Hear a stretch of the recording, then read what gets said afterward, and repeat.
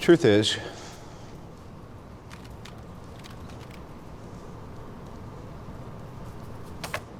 I am Iron Man.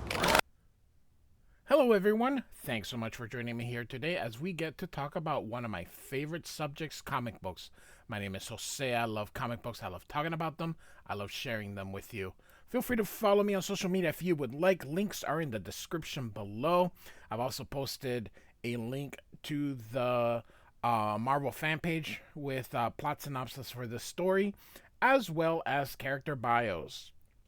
So, we are now looking at Iron Man 216 from 1986, written by David Michelinie slash Michelinie. The pencils are by Mark Bright and the inks are by Bob Layton. And I should say Layton and Michelinie are both the co-plotters. They have returned for, in my opinion, Iron Man's second golden age. Perhaps even more better than the first run that they had together. So who's to say, when you think about Iron Man, this is the run, between the two runs. You think of Bob Layton, and Bob Layton's inks are absolutely magnificent. He's the premier Iron Man artist slash inker that there is. Absolutely wonderful, wonderful, wonderful, wonderful. So, great cover. If you remember, I have an Iron Man playlist. I have 215 covered.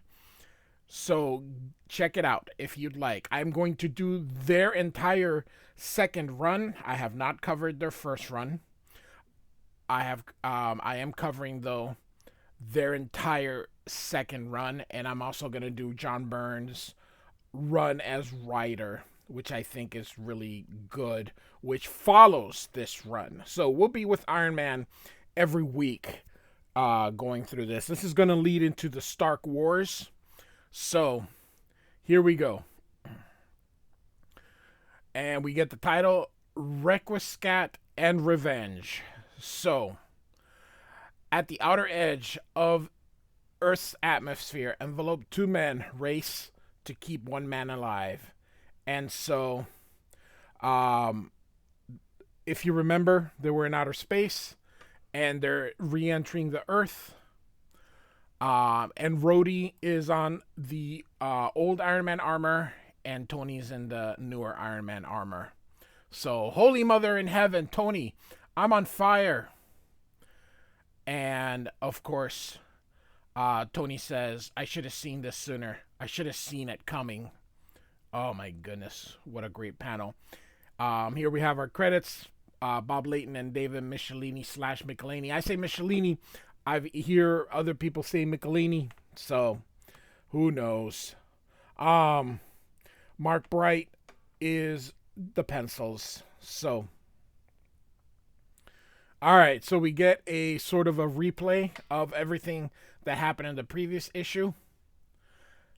So I'm gonna skip that because we've already covered it. So, armor's glowing red hot, and Rhodey stopped moving.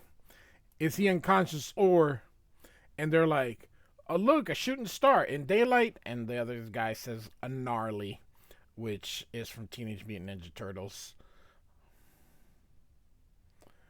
So, got to activate my helmet communicator. 911, there's been an accident. A burn victim needs immediate attention. You can find him on top of the Hancock building.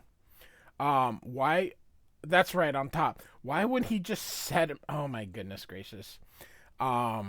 Save them the trouble of climbing, like an alleyway or something. But, alright, hang in there, pal. We're almost home. The Hancock building is just a block away from the best burn center in Los Angeles. But will even that be quick enough to get Rhodey's chest plate off? See if so. Alright, so Iron Man removes it, and turns out that Rhodey is still sleeping. And Tony is relieved. Great inking. I brought it up in the last issue, but I'll bring it up again. If you take a look, Bob Layton, when he inks Iron Man, what makes him so great is take a look at these little circles. He just envelops it. You can definitely tell when he is um, inking Iron Man. It just looks like nobody else. He also does a lot of these little cuts right there. So there's a lot of Bob Laytonisms when it comes to Iron Man. So the EMTs arrive, and there's his Iron Man hidden, and so um, he's to get the best care available. Specialists from around the world if need be. Mr. Stark will guarantee all expenses. So he goes and leaves with the old armor, and so he ends up showing up again as Tony Stark. Blasted is their way of, instead of saying damn it, it was their way of cursing. You can see it, blasted, instead of saying damn it. So hospital officials wouldn't give me anything on Rhodey's condition over the phone. Said it was policy. I have a good mind to buy this place and make a little policy of my own. So when he tries to come in, the nurse stops him, but Rhodey says it's okay, and he asks, how you doing? He says, it only hurts when I laugh, talk, move, breathe. They told me about Iron Man pulling me through. Tell him thanks for me, will ya? And so Tony's like, what's the situation, doctor? He says, the burns are painful but not life-threatening. Mr. Rhodes will be uncomfortable for some time, but he should be up and around in a week or so, and scarring should be minimal. Of course, Tony's looking through. I like this little bit, like he's looking at Rhodey and waving at him, so that's really cool. So I'll be back tomorrow. All right. And so Tony goes toward his new headquarters, and he's got a temporary living place. So when he gets in, there's all these people waiting for him.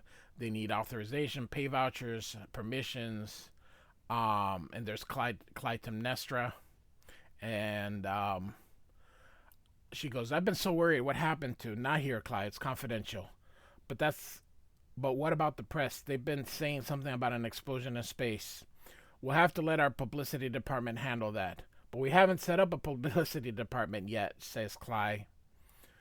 Oh, then I guess. Mr. Stark, the construction boss in charge of building a new home, says there's been a work stoppage due to a contract dispute.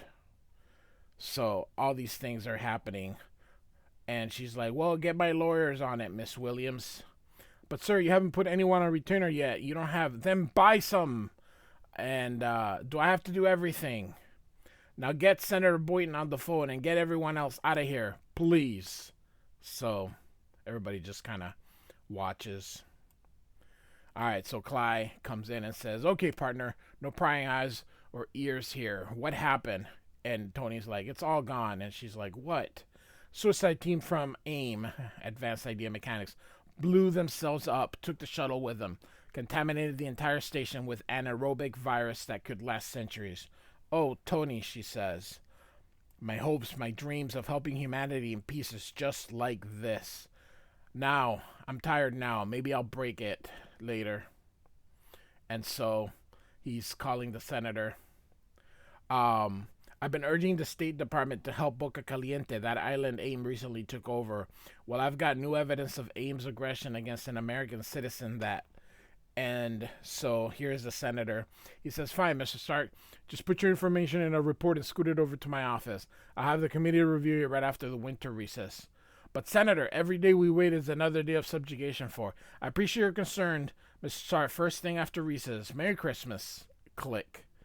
And so the senator hangs up. Politicians. I'm going to tell you this. I know that some people, whatever. I don't believe in politicians. I think they're all the same. I think their rhetoric is different. I think their attitudes are the same. They will say whatever it is that will get them elected. Look at how many throughout the time you've been alive. So I've been alive a long time. I'm over 50.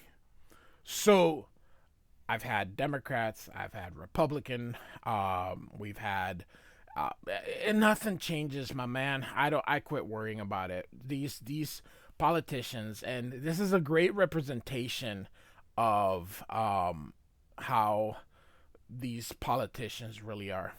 Now, one thing about the drawing here is the shoulder. So check it out. His shoulder is up here, and even if he's leaning down, it should be here, but his shoulder's like so. All right. Anyway, so the senator hangs up because hey, why help people? And so Clyde's like, Tony, and he's like, the government may be a little confused about its responsibility, but I sure as blazes see mine. Again, instead of saying damn. Miss Williams, reschedule all my appointments for next week, will you? So long, Clyde. I'll see you Thursday. And so he says, Thursday, that's 2 days from now. What's he doing? What's he going to do tomorrow? And he goes, I've been spending too much time in hospitals lately.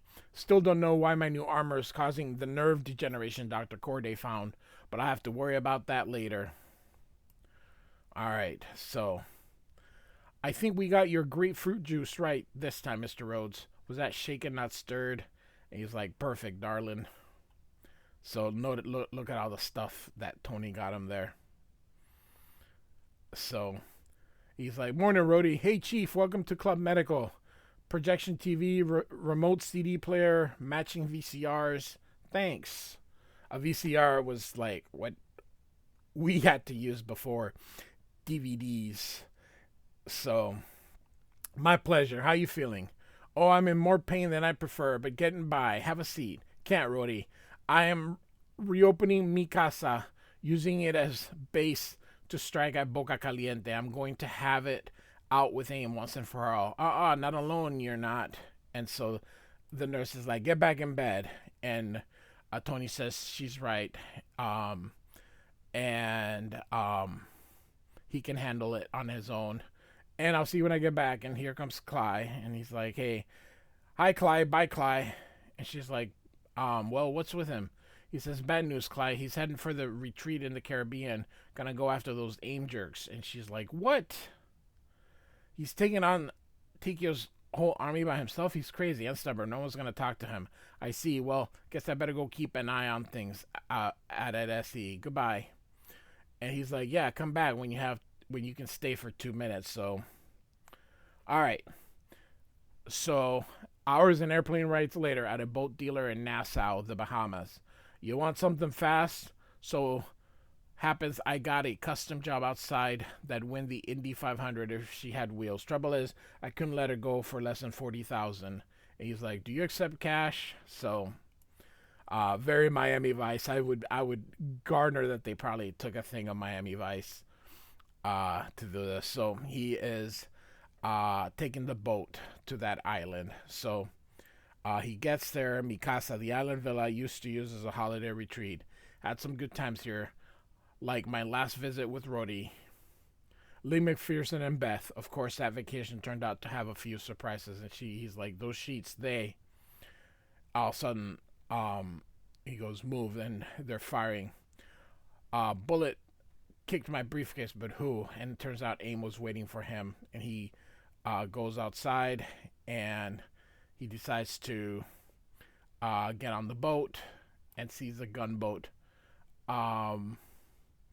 They shoot, and it explodes. Did they kill Iron Man? Of course not.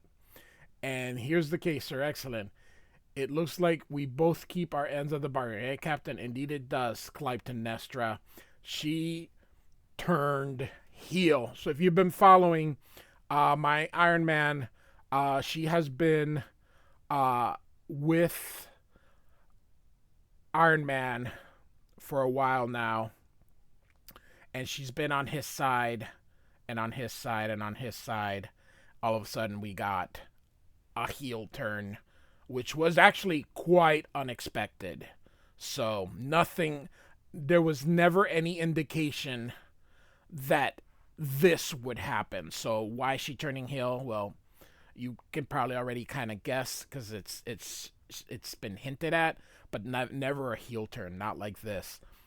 I absolutely love unexpected heel turns, and this was one. This was one very well done in comic books. So this is absolutely positively. I hope you guys enjoy these this run that I'm gonna go through because it is absolutely wonderful, wonderful. So, all right. Nuts. Watching Top Gun usually takes my mind off my troubles, but I keep thinking about Tony going up against Tikio and his goons, even if it's Iron Man. Wait a minute. Tikio? How did Clyde know the guy's name when Tony doesn't even know it? So, he kind of figured out the heel turn. Mr. Rose, I thought I made it quite clear that, lady, if you get in my way, I ain't going to be the only one in this room that needs a doctor. And she's like, gasp! So, now we're back to Boca Caliente, Presidential Palace. So, and Yorgun Takio, brother of AIM Scientist Supreme, would be usurper of that title, smiles. That signal. My loyal band of renegade soldiers has returned, and he gets back, covers himself with the mattress, and boom! And so, AIM sees it. They're going in there, but they're getting shot by other AIM agents. And I knew you'd be successful, Miss Irwin. I knew it from the moment you approached us. Approached my agent months ago with your proposal. Your promise to inform us when Anthony Stark would be transporting his employer's armor. Armor I will now use to make myself Scientist Supreme.